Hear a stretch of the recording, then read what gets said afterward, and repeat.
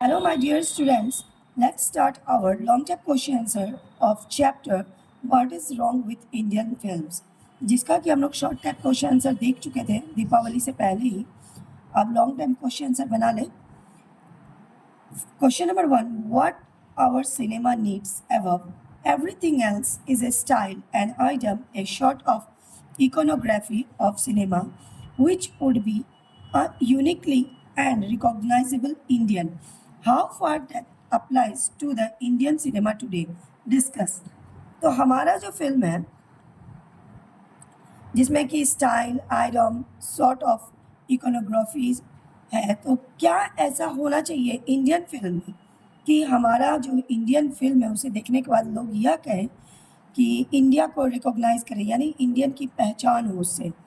तो how far this applies to the Indian cinema today, तो कहाँ तक ये चीज़ें आज के इंडियन सिनेमा में अप्लाई होता है उसे हमें डिस्कस करना है. आंसर है the Indian cinema of today has undergoes a massive change, at least in the form of style and presentation. They copy foreign film productions. They have lost their style of own. तो आज का जो हमारा भारतीय film है वो क्या बहुत सारे उसमें चेंजेस आ गए हैं उसका स्टाइल में, उसके प्रेजेंटेशन में. और ये जो है ना क्या कर रहे हैं, विदेशी फिल्मों की ज़्यादातर जो है सो कॉपी हो रही है. ये जो इंडियन फिल्म्स हैं वो अपने स्टाइल, अपने आइटम्स को खो चुके हैं. Cinema more compare to cinema totally based on unrealistic view of life. Some of film produced with new thoughts, story depicting reality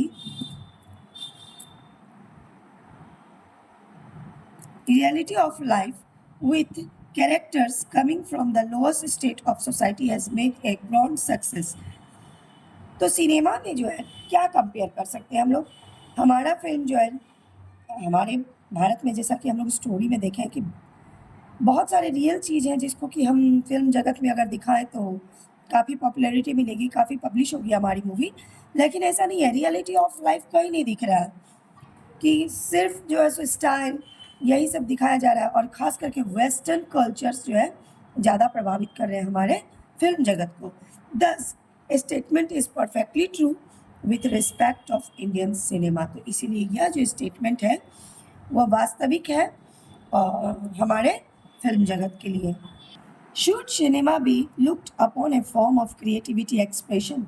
क्या सिनेमा को हम क्रिएटिविटी एक्सप्रेशन के तौर पे देख सकते हैं.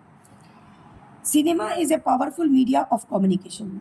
आप लोग जानते हैं ना कि सिनेमा जो है उसका बहुत ज़्यादा असर सभी के जीवन पर पड़ता है. ये पावरफुल मीडिया ऑफ कम्युनिकेशन है. It has the power of bringing change in the society and can create a atmosphere for the betterment of the country. तो सिनेमा जो है ना बहुत बड़ा चेंज लाता है सोसाइटी में. जैसा कि पहले के ज़माना में और अब के ज़माने, जैसे पहले के ज़माना की मूवीज़ थी उस हिसाब से उस समय के बच्चे चलते थे. जैसे आज के ज़माने की मूवी है उसी हिसाब से देखिए बच्चा पे कितना असर है इन चीज़ों का. पहला तो मोबाइल है, दूसरा cinema. There is no doubt that cinema is a form of creativity expression.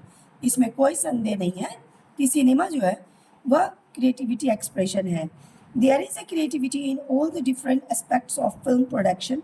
There is demand of creativity in writing the story for film, the dialogue, the acting, the cinematography, the designing of set, the outfit of the actors and actress. अभी क्या there is a demand. इस पर अलग अलग प्रकार के aspects हैं film के प्रोडक्शन में, जैसे राइटिंग में, स्टोरी में, फिल्म का जो स्टोरी, जैसा कि कहानी के शुरू में ही हम बताए थे आप लोगों को कि जब एक फिल्म बनती है तो उसमें बहुत सारे लोगों को मिला करके फिल्म तैयार होती है. As like story writer, music director, dress designer, makeup designer, cameraman, बहुत सारे लोग होते हैं. तो फिल्म में क्या चाहिए, राइटिंग का ज़रूरत है, डायलॉग, ये सब एक एस्पेक्ट्स हो गए आजकल के. एक्टिंग, सिनेमाग्राफी, डिज़ाइनिंग, सेट का जो डिज़ाइनिंग होता है जहाँ पे मतलब शूटिंग चलती है वहाँ, एक्टर और एक्ट्रेस के outfit, keeping on view. There is a demand on creativity in all the fields of film production, including its editing and direction. तो बहुत सारी डिमांड है क्रिएटिविटी का, जिसमें कि फिल्म जगत में इसमें आप एडिटिंग और डायरेक्शन भी शामिल कर सकते हैं। Do you think that Indian films have certain basic weakness? Illustrate your answer, citing examples for the films you have seen. तो क्या आपको ऐसा लगता है कि हमारे भारतीय फिल्म जगत में कुछ बेसिक कमियां हैं, जिसे आप अपने आंसर में इलिस्ट्रेट कीजिए और वो एग्जाम्पल के सहित कोई भी मूवी अगर आप ऐसा देखें जिसमें आपको कुछ कमी नज़र आ रही है तो उसे। तो बच्चों ये आंसर आप खुद बनाइए, मैंने लिख दिया है, लेकिन फिर भी जो फिल्म आप देखें जो उसमें कमी है उसको आप खुद से लिखने का प्रयास कीजिए, ज़्यादा बेहतर रहेगा। इसको मैं तो यही चाहूँगी कि इस चीज़ को आप खुद से ही कीजिए, इस क्वेश्चन को, तो ज़्यादा बेहतर है। Yes, the basic weakness is that of imitations. We in India tend to imitate Hollywood films. The story carries a reflection of American cinema. तो ये देखिए कि हमारे फिल्म जगत में खास करके जो दिक्कत है, कमी है, वह यह है कि हम लोग अमेरिकन फिल्म का जो है सो कॉपी करने पे ज़्यादा तैयार रहते हैं कि हमारे जो इतने भी स्टोरी सब रिफ्लेक्शन अमेरिकन सिनेमा का है। तो मैंने यहाँ तो अपना आंसर लिखा है, इसको आप लोग मत उतारिएगा, आप लोग अपना उतारिएगा। Question number 4, what is the most dominant influence on Indian films? तो हमारे भारतीय जगत पे किस चीज़ का ज़्यादा प्रभाव पड़ रहा है? The writer observes in his writing regarding to the dominant influence of American cinema on Indian films. तो हमारे फिल्म को जो ज़्यादा से ज़्यादा प्रभावित कर रहे हैं वो क्या है? इंडियन फिल्म सिनेमाज है। He says that almost passing phase of the American cinema has had its repercussions on the Indian film. Stories have written based on Hollywood successes and the stylized preserved with care. Even when the story has been a genuinely Indian one, the background music has revealed an irrepressible. तो लेखक कह रहे हैं कि हमारा जो film लिखा जाता है, जैसे जैसे अमेरिकन फिल्म्स जो है सो सक्सेस करते जाते हैं, उसी के आधार पर हमारे यहाँ फिल्म को उसी तरह से उतारा जाता है, एज लाइक मिला जुला के पूर्ण रूप से उसी तरह से बनाया जाता है। स्टोरी में राइटिंग बेस पूरा जो है हॉलीवुड के सक्सेस मूवी पे होता है और उसी तरह से केयर भी लिया जाता है, जबकि हमारे पास जेन्युइनली इंडियन अगर स्टोरी हम लिखते हैं तो क्या होता है कि हमारा बैकग्राउंड जो म्यूज़िक होता है कहीं ना कहीं कुछ ना कुछ कमी, जैसा कि हम लोग स्टोरी में पढ़े थे ना कि राइटर कहेंगे वो मेरे दिमाग से ही निकल गया, म्यूज़िक वाला भी ऐसा कुछ एक्सक्यूज़ लगा देते, कैमरामैन कहेंगे कि कैमरा में फॉल्ट था, और अदर टूल्स जो है वो यह कहेंगे कि थोड़ा सा टूल्स में प्रॉब्लम था जिस कारण से हमारा फिल्म में ये समस्या आ गई। Number 5, what aspects of the American films do our films imitate? Is it justified in our content? तो क्या एस्पेक्ट है अमेरिकन फिल्म से जो हमारे फिल्म को इमिटेट कर रहे हैं, क्या ये जस्टिफाई है? There are stories, music and the style of presentation which is no way reflect the Indian way of life. This is no way can be said to be justified. The writer says what our cinema needs above everything else is a style, an item, a sort of iconography of cinema which would be uniquely and recognizable Indians. तो हमारे writer का क्या कहना है कि यहाँ पे the story, there are stories, music and style of presentation which is no way reflect the Indian way of life. तो जो स्टोरीज, म्यूजिक, स्टाइल है प्रेजेंटेशन का, वह क्या होता है हमारे इंडियन वे ऑफ लाइफ को रिफ्लेक्ट नहीं कर रहा है। लेखक का भी यही कहना है, इसीलिए यह जो है सो जस्टिफाई नहीं है।